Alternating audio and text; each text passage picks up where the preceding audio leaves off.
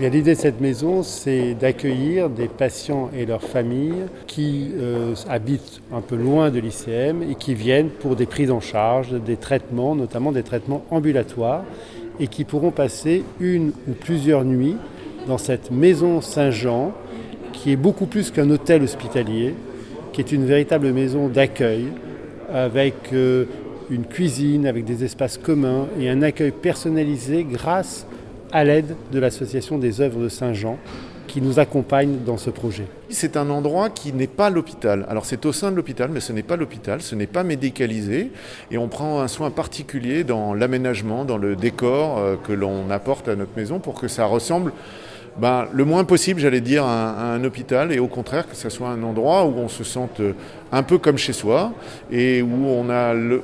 l'occasion de pouvoir partager, échanger,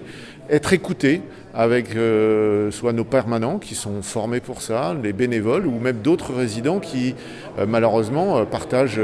souvent des circonstances assez similaires, et c'est généralement un vrai soulagement de pouvoir parler à d'autres des expériences qui vivent les mêmes expériences que celles que l'on vit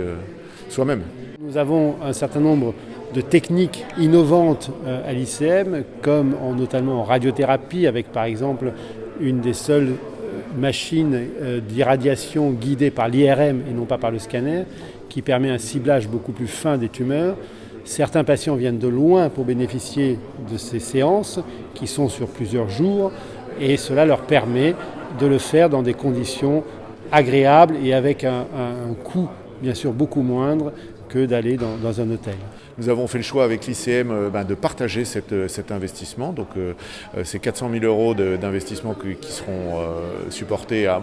part égale par l'ICM et par nous-mêmes. Nous signons aujourd'hui la convention qui formalise ce partenariat avec la Maison Saint-Jean, qui bénéficie aussi d'une aide de la Fondation des hôpitaux de France avec ce qu'on appelle les pièces jaunes. Et cette maison devrait ouvrir début mai pour pouvoir accueillir les premiers patients et les premières familles.